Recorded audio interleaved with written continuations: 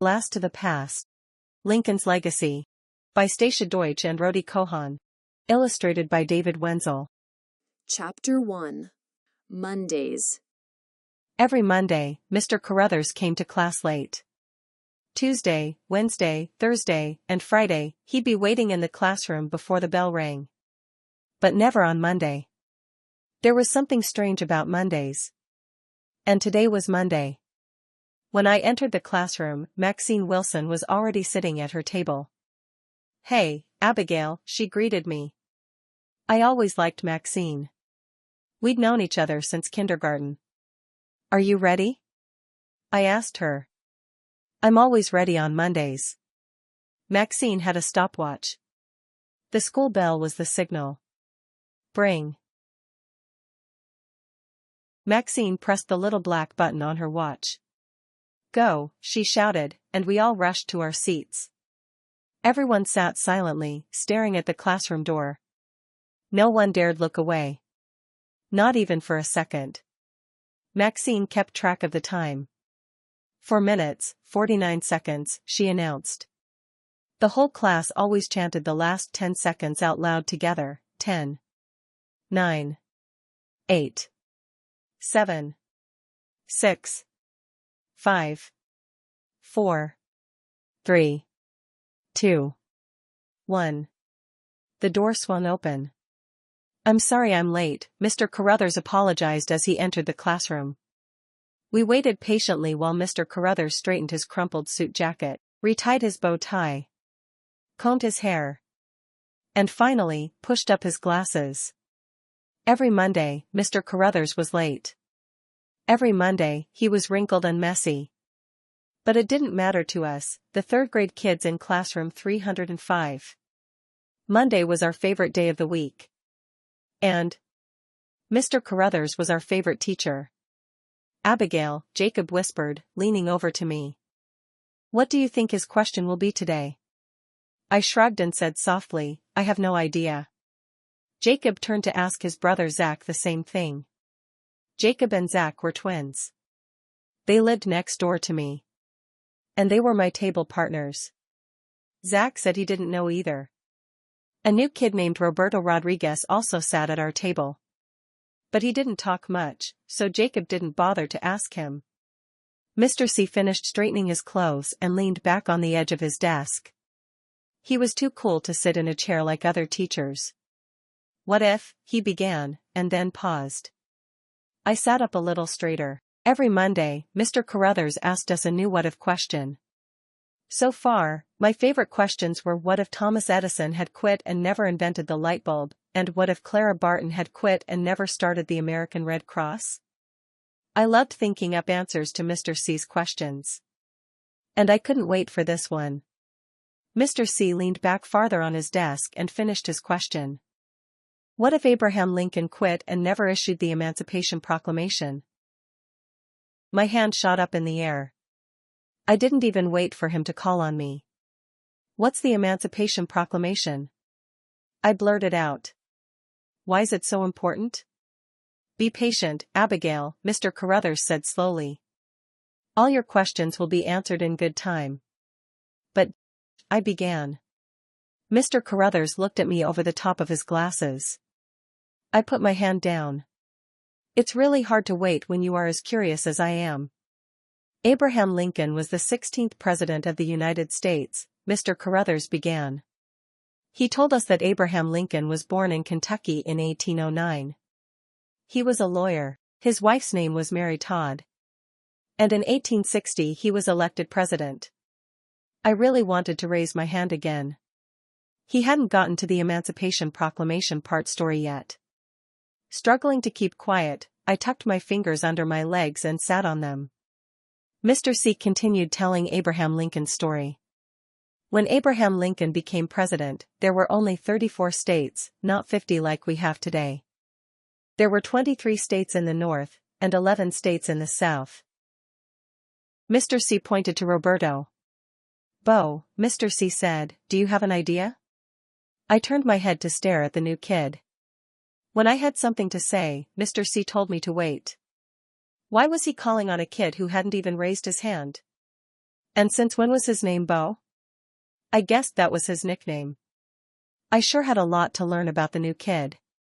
Bo spoke in a soft, small voice. I read that on the very day Abraham Lincoln was elected president, the Southern states decided to start their own country. They called it the Confederate States of America and even elected Jefferson Davis to be their president. Is that right? Bo sure knew a lot for such a quiet guy. Mr. C slapped his hands together. Yes, Bo. That's exactly what happened. The Southern states seceded from or left the United States. And a big war started. The Civil War? Ana Ramos asked. Yes, Mr. C replied. In the beginning, the war was about land. The North was fighting for all the states to the one country. The South was fighting to have their own country with their own laws. But after the first year, slavery became the most important issue of the war. It was so quiet in the classroom I could hear Cindy Cho biting her nails. Mr. Carruthers explained, men, women, and children were brought from Africa to the southern states. They were slave workers. They worked for no and lived in horrible conditions. Very few money ever escaped. Even Cindy stopped biting her nails. African Americans who lived in the northern states were already free. President Lincoln thought that all American people should be free. Mr. C pushed up his glasses. Abraham Lincoln wanted to set the slaves free. This was really interesting. But I still wanted to know about the Emancipation Proclamation. Finally Mr. C said the magic words. On September 22, 1862, President Lincoln issued the Emancipation Proclamation. Mr. C turned and wrote on the blackboard. Emancipation means freedom, he told us. And a proclamation is an announcement. I eagerly copied his definitions in my notebook. He wiped the chalk dust from his hands and faced the class. The president ordered the southern states to free their slaves. Since it was still the middle of the war, the southern states ignored the Emancipation Proclamation. But when the North won the war, the South couldn't ignore it any longer. The slaves were set free. Mr. C folded his arms across his chest and sat back down on the edge of his desk. So today's question is, what if Abraham Lincoln quit and never issued the Emancipation Proclamation? Mr. Carruthers gave us time to think about the answer. He called on Danny Ochoa first. I bet people fought harder knowing they were fighting for freedom, Danny suggested. Without the Emancipation Proclamation, the North might have lost the war. Ana Ramos said she thought that another leader might have freed the slaves instead. Shanika Washington was worried that without the Emancipation Proclamation, her family might still be slaves. She wouldn't be allowed to go to school. She'd have to work for the person who owned her. While the other kids were talking about the question, Zach leaned over to talk to his brother. They were talking so loudly, I couldn't help it. I had to listen. I don't get it, Zach said. Why would Abraham Lincoln want to quit being president? If I were President of the United States, I'd never quit. Yes, you would, Jacob answered back. You quit everything. Do not, Zach said, his voice rising.